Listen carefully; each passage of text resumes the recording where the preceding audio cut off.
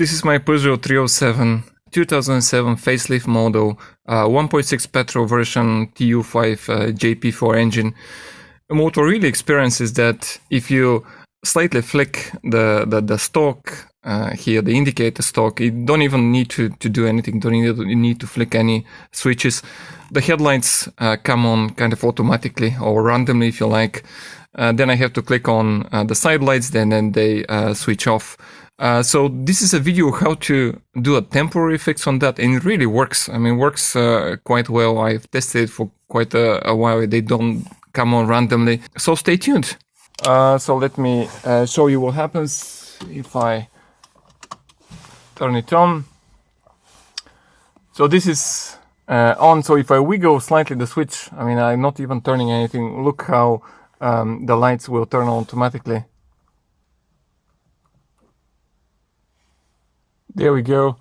It just turned on. So this is on 0. There is nothing, no lights. But the headlights are on. I'm not too sure if you can see it, but the headlights are on. So you know that this just comes up randomly, like a little wiggle on the switch, and they come up. So if I switch the side lights, they switch off, and then I can switch it off. So every time I have to either drive with side lights on, then this doesn't happen. And I believe this is a fault with the switch, not with the COM2000 unit. So I'm not really gonna bother you with too much details. I'll straight away show you the fix. But if you wait till the end of the video, we'll see why this is a temporary fix, what kind of COM models this affects, and if your COM model is the same as mine. Mine is COM2005 Delphi model, and this only works for these models. The error might be different. So there is a raise bit here at the indicator. You can see perhaps there's a raise bit. So there are two taps, one just underneath the raise bit and one just underneath here and one below. So basically you have to have a suitable screwdriver and put it underneath here, slightly stick it inside and flick this open, and this will come really fairly easy apart. I mean, you can see there is this bit, so you stick it kind of underneath here and press it open, and this is how it looks inside. So this is a plastic ring at the end here with the hose. So if I turn this around, this doesn't really move at all. This kind of stops. There is a shaft inside. This stops this whole end bit coming out. There is a slight flex into it. You can see how it moves. So I'm moving it kind of horizontally that direction. You can see how there is a small flex. So the copper contacts inside that make the contact. This is very difficult to take apart. The previous models where this is a too squeezy thing, so you can have pliers and you can take this out and inspect the contacts, maybe clean them and so on. But this is rather difficult to take apart. You cannot quite take it apart. So the contacts really get worn with time. So the solution is this. You can have two small toothpicks that you can put inside of this hole. I'll show it in a second. One here and one underneath.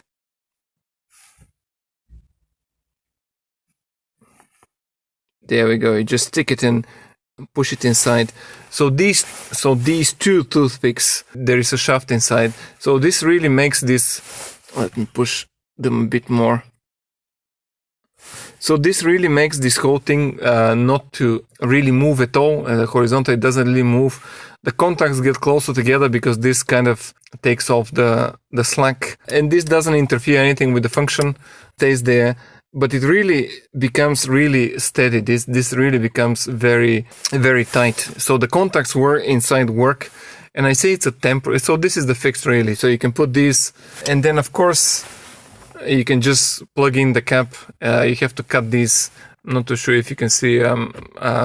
Trying to put it sideways, but they don't really stick that much out. And of course you can put the cap on.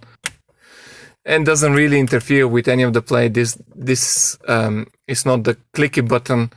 I don't really have automated headlights, and this really works. I mean, gets the contacts. As you can see, well, you probably can't quite see. This doesn't really move, and it's very stable. Let me pop it out again. And it's very stable. It's temporary because I mean, eventually, what's the reason for this? I mean, the contacts, some might have peeled off, and it gets a shortcut with some of the others. So when you slightly wiggle this out, you get a shortcut there. The computer gets a command from the ECU, but it doesn't really know what to do with it because it's a wrong command, because some other contacts are not in the position they're supposed to be. The computer says, I don't know really what to do with that. It's a wrong command. I'll put the headlights on just because it's the safest way, safest command that it can do it. You don't really want to be driving during the night and you flick the switch or whatever, hit a pothole, and suddenly your headlights switch off. This is a really temporary solution, so you can go to the MOT, to annual service, to annual check or whatever, and then you can have a proper repair. I don't really know how long this will last because the contacts are in a better contact. So eventually, so this doesn't move. You may have to shove them a bit more, either replace it. They might get worn. So even if you put thicker of these, it might not work. I mean, it doesn't really move at all. I mean, I'm trying to move it, but it doesn't really move. But for a temporary solution, it's pretty perfect. I don't know how long this will last. Maybe it will last a very long time. Maybe not. I don't really know. I've driven it for about a week now, and there are no random lights. There is nothing. And you can put the cap on. And this is absolutely fine. Doesn't interrupt anything, doesn't interrupt with the thing, nobody can see it. So it's actually quite good for a temporary solution, it's pretty good. So again, this is not really some quack stuff. It works because the contacts inside here, the two copper contacts that slide to each other, and you can then switch the lights, or this is for the fog lights. Basically, they slide to each other. There are different reasons why this fails. Either because they're printed copper contacts, they might have peeled off and making a contact, like a shortcut to a different point. And then because the computer gets a signal that is wrong, it doesn't really connect, and it doesn't understand the command. So then the safest option is to switch on the headlights. There are a variety of different things. I mean, you can switch off the headlights or whatever the command is getting it wrong. But it works because these two toothpicks, because this is the end, this plastic thing is the end, and it makes them get closer. So then the contact is a lot better. So that's actually quite easy to do, and it will work. So now how long this will work, I don't really know. I only had it for a week, and it has been absolutely fine. I've driven. These do not come randomly at all, and it has been absolutely fine. So my car is the Peugeot 307 facelift. The COM2000 unit is a COM2005 Delphi model. If you have a DAF model, this will not work for you. Most likely, you would like to replace the plunger that's inside the COM2000 unit. So this also, the fault is not here. The stalk is not floppy at all. It doesn't really seem floppy at all. So it's not the plunger. So if anybody says, oh, it's the plunger down in the end, yes, that's for the earlier DAF units, COM2000, COM2003. For the newer Peugeot 307, the facelift, and anything above 2005, the Peugeot 308 and other models, it's the stalk itself. So this stalk is not with a ribbon. So you can purchase one of these, but this is not the ribbon.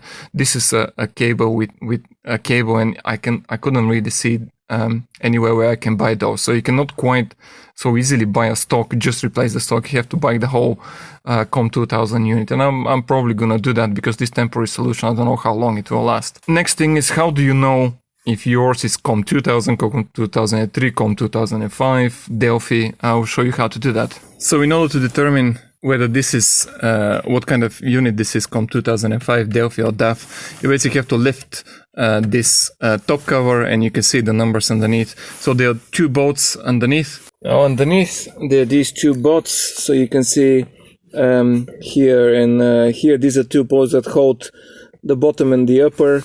And you use one of these star-shaped screwdrivers. I mean, I don't know what size this is because this is pretty small, but you can undo it inside, and I'm trying to hold the camera and do it with one hand.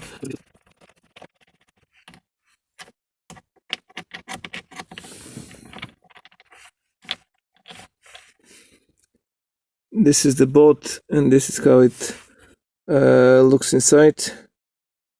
Of course, now you can just take it apart, kind of hold it for the two and take it upwards, but it's a bit more difficult.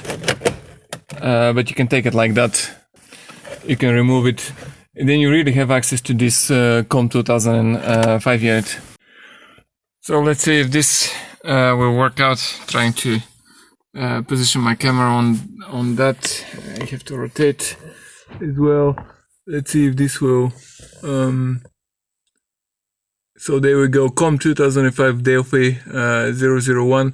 That's how you can see how what kind of COM unit your car has. So this is what the COMs unit looks like, and I'm replacing it because I don't know if this temporary fix works for a long time, but we'll have to see. So this is the Stalk. Here is the number that if this is put like that, you open this cover and you can see that number here, and that's exactly the same number. This is the COM2005 Delphi 00196628 and so on. You can probably read it. And that's the unit inside.